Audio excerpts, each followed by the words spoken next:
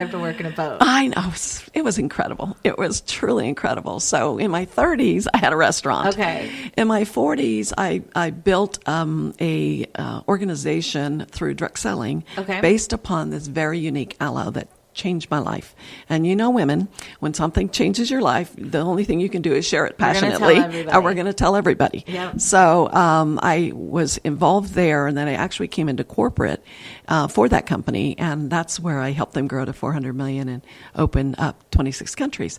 So all again, setting me up for Regenrus, because Regenrus is going to be a global brand. We're already starting to sell some in Canada, Australia, and Germany, and I'm looking to continue to expand that. So had I not had that knowledge, I wouldn't necessarily have known what to do right now. So I'm excited that every chapter of my serial entrepreneurial, as I joke about, journey, Regenrus is my fourth business, and Regenrus Cares that I started at 64 is my fifth business, which is a sort of, it's just a 501c3 nonprofit. The nonprofit arm. Yes, which is always what I wanted to get to, is just truly make a difference in this world. And although we didn't have a nonprofit when I started Regenrus, we acted as if we had a nonprofit. Be the very first product sourced, the very first product sold, and everyone since then has always had to give back. And I know that I've had the opportunity to watch that journey and see how you've even just given back to our nonprofits here in Denton. Yes. So you definitely do walk the talk. Thank you. And that is one of the things that I admire about the current business that you've built. But I think that something that really stands out is just how you're nodding back to the businesses that you were in before, and the way that you helped to grow these other businesses prepared you for the work that you're doing now, and prepared you for the ability to really fulfill this big vision that you have, that you will do. Yes, absolutely. How did you know when it was time to exit and be on your own? What was there a feeling? Was it just you closed your eyes and jumped? How did you know? I think circumstances have a lot to do with it. So, when you're in corporate America, there's not a lot of control you have, even sitting at a C-suite level. You're subject to your shareholders and all the executive management and changes and board and the boards and so forth. So you not necessarily can be in alignment with your full passion and purpose, which is so important to me. So when I saw a lot of companies through my journey, which I have worked for a lot of companies, and at 50, when I started my tech company, we helped, so many business, 20s, 30s. I don't even know how many businesses Jasati has helped so far. But so you see different ways that businesses are run. And all of a sudden, after working for corporate America for more than 25 years, and then going back into corporate America with as a chief technology officer, I realized I really couldn't run it in alignment with truly who I wanted to be and what I wanted to represent in this world. So it had to be, if it had to be done, I had to do it on my own. So stepping out was a way, and it was fearful. It was scary, I will tell you that. But I just had a belief in everything I was doing. I knew I wanted to make a difference in this world for however long I have on this planet. So I really feel like it goes back to kind of what we've been chatting about, which is you just felt that discomfort of your passion and your purpose not aligning. Yes. And that was kind of this red flag. Like, okay, we've got to do something about this. And then ultimately taking action. Yes. But then taking everything with you that you learned along the way. Exactly. No need to reinvent the wheel. Nope. I think sometimes we get caught up in trying to reinvent the wheel versus applying the knowledge and experience that we have. Right. And even any failures or any disappointments you've had in your career, that's the past. It's in the rearview mirror. We know how small that mirror is. And so it's all about take what worked, leave what didn't work, and add what's missing in your next journey in your career or your own business or whatever you're doing. It's so many people get caught up in enumerating what didn't work or feel a failure that happened in the past. But you think of all the great inventors, how many times they failed before they succeeded. I failed many things, but I don't want to let it define me. I just continue going, well, I know that doesn't work, so let's try this. When you look back on your career and kind of the journey that got you to your mission now, What would you say has been one of the challenges that has been a theme or something that kind of continues to come back up that you feel like you get to, you refine it as you go along. You get better and better at addressing it. I feel like that's how my challenges are. They don't ever seem to completely go away, but I get better at addressing them. What would you say is one of those greatest challenges that you continue to be able to overcome? Yes, so I know that many women can relate to this that might be listening to your listeners to this podcast is access to capital. And here is someone that worked 25 years Department of Defense, helped grow a company to 400 plus million, and I walk out on my own to start my own tech company. Do you think I had all these people knocking down my door to give me money to start a tech company? Right. I had zero, Randy. So, it was personal money that we used. My sons and I contributed to it, cashing in some 401ks, mortgaging on my house. There was a lot that I had to do. But I knew that I was fully in line with what I wanted to do in the future. And since access to capital, this would have been in 2008. Think of what was going on in 2008. Right. The market crash and everything that was going on there is when I founded my tech company. So I'm really excited that I'm past that now from Gisati. However, I started Regenrus, and it was almost the same thing, but yet different. With the story here, just so you understand, is when I started Regenrus and did the business plan and wrote an investment deck and did everything around to go get funding for this, we did have a few nibbles and a few bites, which I didn't have with my tech company. That's a service-based company. So in their mind, you don't have an asset, even though the people are the most amazing asset. You don't have something tangible it's a harder sell. Yes, so it speak. is. Yeah. So now I've got a product company. They so can I've got feel it, inventory. They can see it. So they can physically see it's it. real. Exactly. So we had a couple bites, and one company even said as high as 1.5 to 5 million. But the challenge was when you stand in the presence of what's right and what your integrity says, and that gut feeling that we all know, intuition, they didn't want the generous side of Regenrus.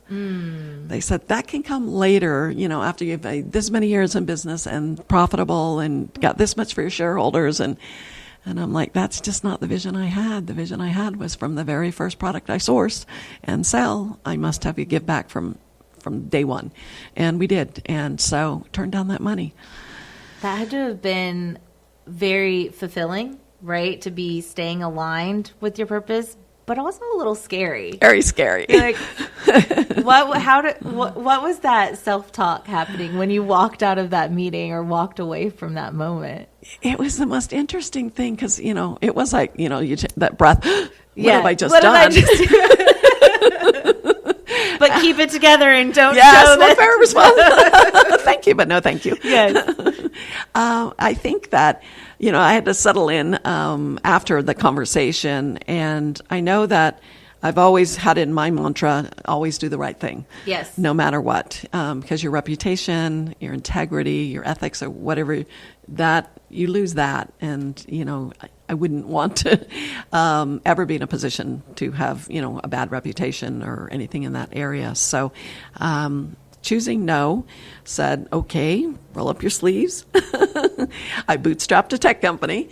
I can bootstrap another one. And so I just started working, and I was very blessed that my sister, she's just a couple years older than me. I call her my baby sister. Her name's Brenda. She and her husband stepped up and said, we want to help you do this. So they were my first major investor. And I had several other friends that stepped in that believed in me and my ability to make the difference I want to make in the world, and they wanted to support me. So I have a few friends that also invested some money in my company. I feel like that's such an exciting evolution to be able to walk away from this kind of more corporate thought process, more profit first model, which, don't get me wrong, we want profit. We do. We want profit, but we can have both. We can Yes. have all of it if we plan correctly and if we stay aligned Right. with our passion and with our purpose. I love that you get to walk away now with people that are not just sitting at the table, but they're actually cheering you on and a part of it and know your story and buy in to your purpose. Right.